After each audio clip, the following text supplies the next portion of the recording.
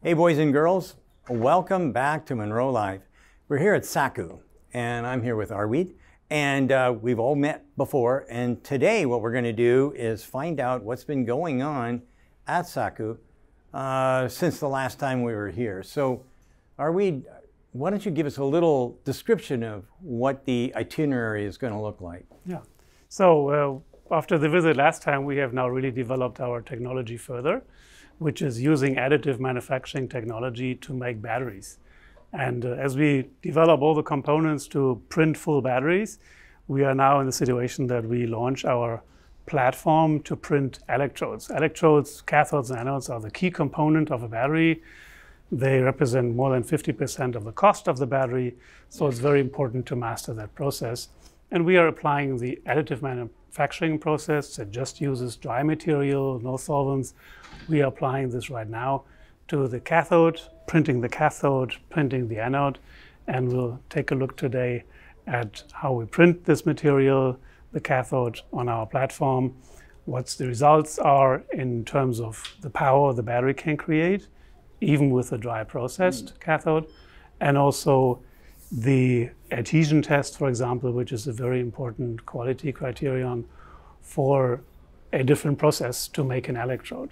And we want to show you that. So today will we get a chance to see at least a little bit of how your machine works? Yeah, so we can show you some part of it, right? There's of course there's always some secret sauce, of course, right? Yeah. And we are working on some customer projects, so we have to limit a little bit what we can show, but we'll show you how this thing works and that it works, most importantly. It not only works as a process, it also works in the battery. So we have now proven that we can reach a cycle life of 1,000 cycles, not only with our lithium metal battery, which is a unique world-class performance, but also with a lithium metal battery that has been made using this dry additive manufacturing process for the cathode.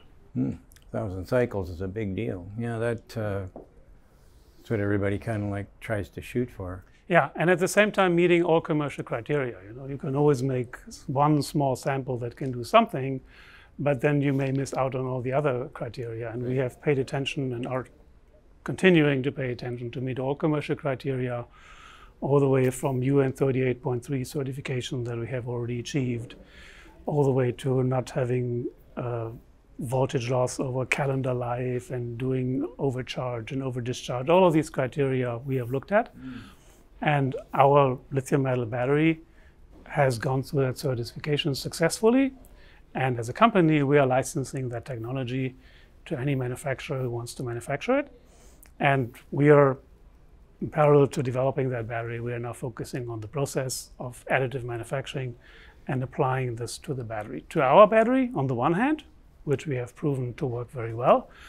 And we're also doing this with customer chemistries, right? Customers coming to us, giving us their recipe, saying this is what my battery looks like, this is what's inside, and then we apply our know-how to the material, use our process to give them a battery that has used much less, created much less carbon.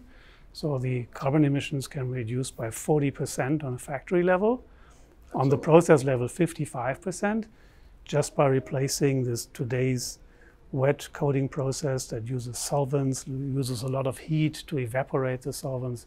We replace that with the dry process that does not introduce any liquids and that saves a lot of energy. So the carbon footprint that is generated by battery manufacturing is 40% less on the manufacturing part, and that of course reduces the time until, for example, an electric vehicle has really neutralized the carbon footprint impact and can really contribute to sustainability. Wow. That sounds like a great plan. Let's get going. Let's try it out. Have a look. Okay, good. Okay, so this is what we were last time, and you showed us the big machine. Maybe to bring everybody up to speed, can you give us a little bit of a description on this, and then show us how things have progressed here at SACU? Yeah. So this is the wet coating line to make electrodes in a battery, like cathode layers and anode layers. This is what the conventional technology looks like. creating a wet liquid slurry and then coat it on a foil, and then this foil is heated up in this long line, and then all the solvent, which are typically toxic, are evaporated. And this is the equipment that SAKU with its technology will replace. Now our equipment is rather small. You can see it's maybe 30 feet, but in a big manufacturing plant, these equipments are more than 250 feet long. Right? So it's a very big equipment. It takes a lot of space. It takes a lot of energy to evaporate all the liquids which are in this electrode that is produced, and they have to be recovered because they're toxic. So there's another equipment outside of the factory that recovers this.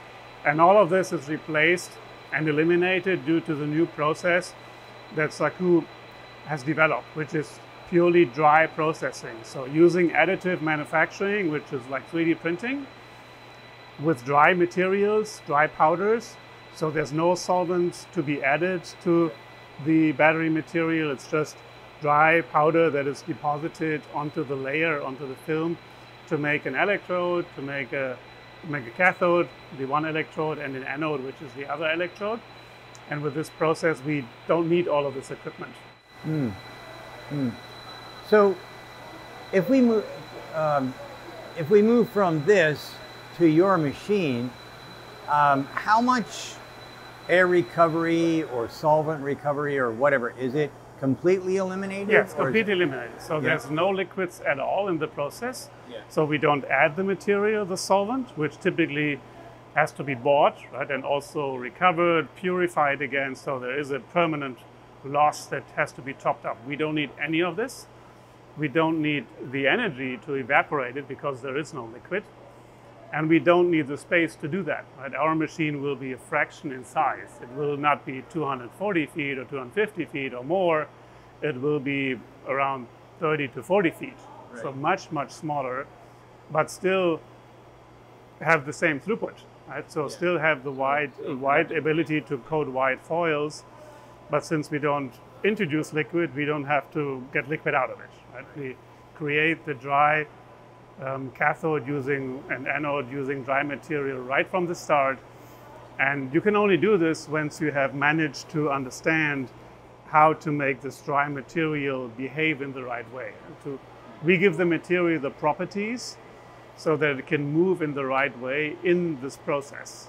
And that's the key know-how, combining the material preparation we do with the process to create these dry electrodes.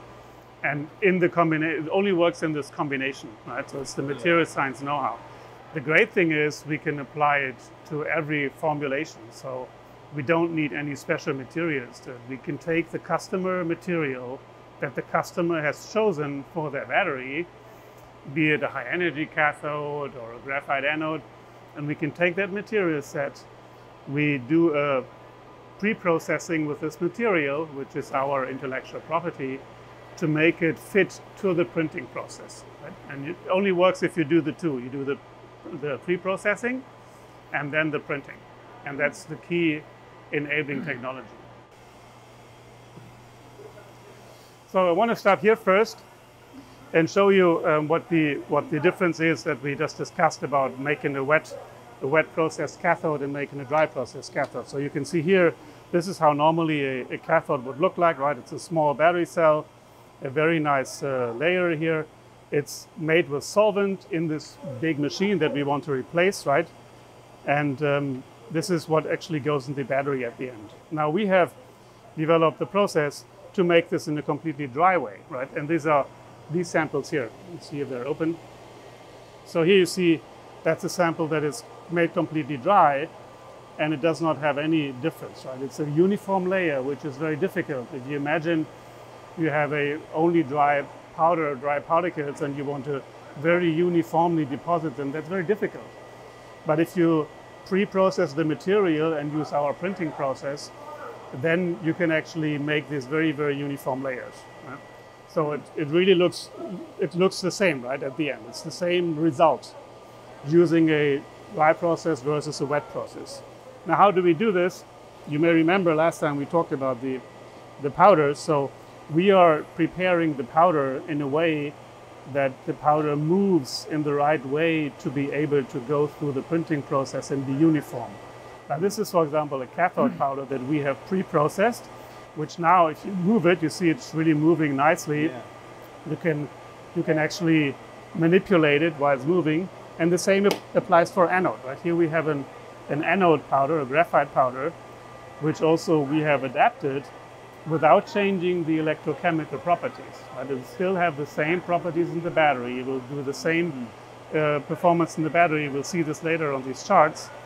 But it's now prepared to be running in our printing process and make a smooth layer of anode material, right? So let me ask you a question. How does the dry process compare to the wet process when you've got dendrites, can they be created in your dry process? I know they work. I know that it happens there. Does this dry process eliminate those? The dry process does not make a big difference to that, because see, the dry process is a different process to make the same result, which is a very performant cathode, right? Yeah. And to avoid dendrites, there are other solutions that we have designed in our lithium metal battery that avoid dendrites. It's a combination of different things. The going from a wet to a dry process does not contribute in either way to the development of dendrites. Well, it's important to see though that we do not have any dendrites. So we prepared some charts here. If you look at this, here on the first chart, you see this is our normal, like conventionally made lithium metal battery that has been cycling charge and discharge, right? From 100% energy, cycling now to more than 1100 cycles, right? Yeah. We had a bit of an air condition challenge here, that's why this goes up. So it's real data, right? Yeah. So 1100 cycles, and that is still above 80% of the original energy, right? What they call the state of health. Yeah. That is very unique. No company out there has achieved more than 1100 cycles with a lithium metal battery without dendrites. Yeah. And this is now commercially ready because we are licensing it. So any company who wants to manufacture this can say, hey, I want to license this from SAKU. And we give them the whole process, the recipe, the qualified supplier, qualified equipment. We have it all ready because we are doing this here every day. We're creating these batteries every day, so we know how this works. Yeah. So you see no dendrites, right? More than 1000 cycles. Now, for a lithium metal battery, 1000 cycles is very, very much. Nobody has that, right? Other than SAKU. Typically, companies struggle with 400, 700 cycles, so it's very, very unique. And at the same time, it meets all the other commercial criteria, right? It has high power. You can see that here. We did a test where we increased the power to discharge the battery. 3C means in 20 minutes, in 12 minutes, or even in about 8 minutes. So we increased the rate, how fast it discharges, and then went to the normal discharge within 1 hour again, and did again high discharge. And you see the cycle life still goes to 1000 cycles. So it's a very high performant battery that we have designed. Which is our Cypress battery that we are currently offering to licensing, right? So manufacturers can license it. Now this is the conventional process. Now, as we move to the dry process, we can see on this side, we achieve the same results, which is of course important, right? We now printed these with the dry process, and you see the same results. It goes above 1000 cycles to 1100 cycles. Right? These are currently made in a development environment, not as mature as this one.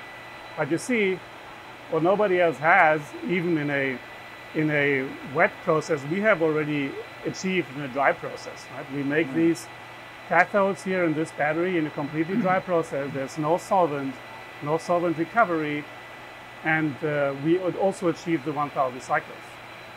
Also, we looked at the high power discharge, which is similar to this test here, right? To go to 7-minute discharge. You see here we charge within 3 hours, but we discharge either 1 hour or half an hour, 20 minutes, 12 minutes, about 7 minutes, discharge the battery, which is normally very stressful for a battery. Yeah. And then we go back to discharging in 1 hour, and we are still at 100% of the energy. It's a very, very strong high power, high energy, and high power battery that we have, which can also show the 1000 cycles. Right? And already using this dry process that does not need solvents, which are very toxic, does not need the solvent recovery, and not using this solvent process reduces the carbon footprint of the process by 55%.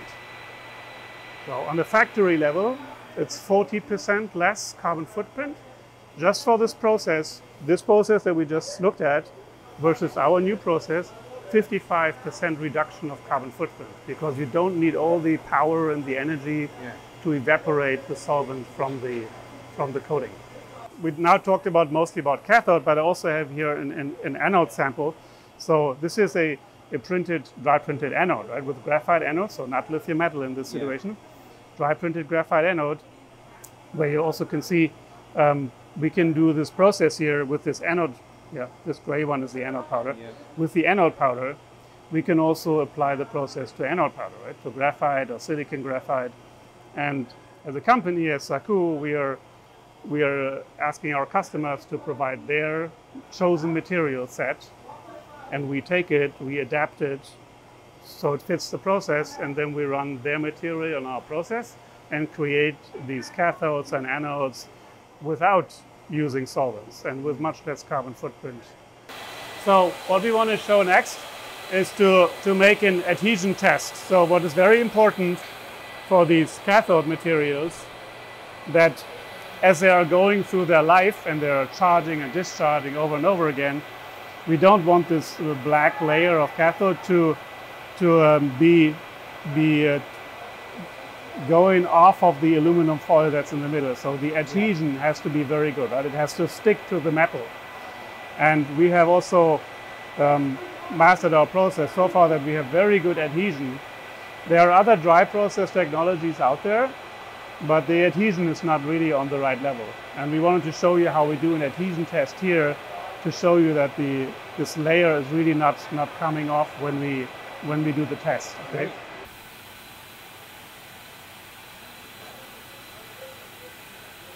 Now you can see how this coming off, right? And there's not a lot of black material on the test charger, so it stays on the cathode. At the end of the day, it looks like all it's getting is a smudge mark, really. That's kind of amazing. Yeah, the machine has reached the upper limit of the thing. Limit, But this is the plot that we can see on the peel strength. So the load here is in the range of 2000 gram force. So this is the beginning of the sample where the tape was just adhering to the aluminum. But this whole area is the peel strength with the cathode and the tape. So yeah, it's on the order of 2000 gram force. So that means that that pulling with 2000 gram, you don't really take a lot of material off, right? You can see this is now only very light shade of gray, right? So the cathode is still there, you see? It's not peeled off. It did. And that's a very, very important characteristic and quality measure for the cathode. And it's not easy to do this with a dry process. That's why for us, it is a very important measurement to ensure that the adhesion is good enough so we can actually achieve the cycle life that you just have seen, right? If you want to achieve 1,000 cycles, you have to make sure adhesion is also going very, very well. So we're standing in front of the new SAKU motorcycle that actually uses a motor, not an engine. So I'm just having a look at it now. So Arvid, can you give us a little description, like let's start with how much energy is stored in here, what its range might be, how much power it has. Can you go through that? Yeah, okay. So this is our SAKU Moto bike that has been designed by a very famous bike designer, Walt Siegel. Some people may know him. And he designed it for us. It's a new modern way of an electric bike. It is roughly in the qualification of an electric moped, but it has much more power right now. So we have designed this, and we have designed also the battery pack inside to put our batteries in, right? And as we develop different technology levels of different battery performances, we use this as a vehicle, pun intended, to show the battery performance, right? So it's a very unique design. And if you compare the battery pack that has today's batteries, lithium-ion batteries, when we put our batteries inside, it will have 40% more range, right? So typically the size of the battery pack, and we can have a look at it. We take off the panel here. So you see here, this is the battery pack that we have designed at SAKU, and we are currently preparing it for putting the dry process batteries in it.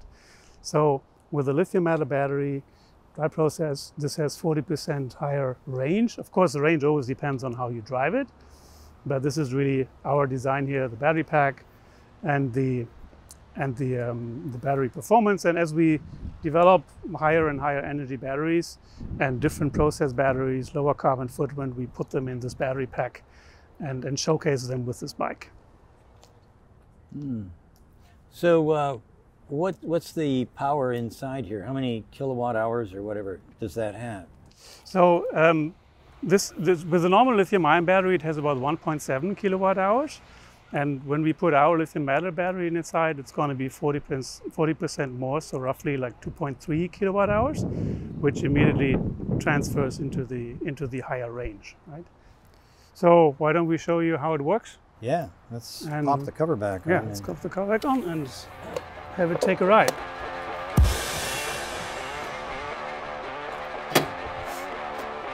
Go ahead.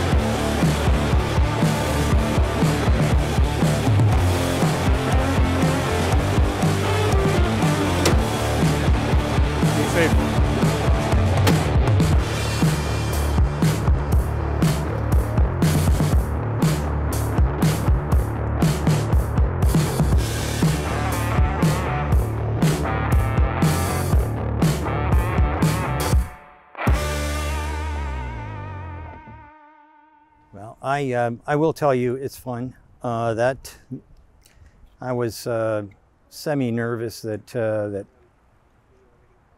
you know I didn't want to break it or anything, but when I went up and I went around the corner, I saw that I don't have a lot of maneuvering for that front wheel, so I thought I'd just buzz up once and be smart ass, but at the end of the day, yeah, it does move quite well, and it's smooth. That's the thing. I mean, I've had lots of bikes, and you're doing this, and my back is probably buggered up. I do have a sore back, and it's probably from riding bikes when I was a kid. But this so we started working with Walt beautiful. Siegel, right? Because he's designed yeah, that. why not? Yeah. And he's intending to do a small series about it and make more of those. Cool. And we are working with him on the battery pack, right? Because he wants to make it very light and lean, and our battery technology allows to make the design also leaner and not have it look intimidating, but have it look really like a better e-bike, right? That's why it's now much more powerful than it has to be in the long run. This has been brilliant. I think this is the wrap up. Yes. So Erwin, I must say, I got a great tour. I think our viewing audience is going to love the fact that we're moving to stuff that's more energy efficient, lighter weight, lower cost. I mean, you've shown me a lot of stuff that unfortunately we can't show everybody, but I see a bright future for SAKU for sure. I mean, a couple of the things that you showed me, I'm just totally blown away by. So I'm reasonably certain that you've got a really bright future. Thank you very much. Thanks for coming again. Well, thank you. And we hope to see you soon again, and we'll let you know when we have something more to show. Excellent. Excellent. Thank you so much again. Thank you. Thank you, Sandy, for coming. And thank you for watching.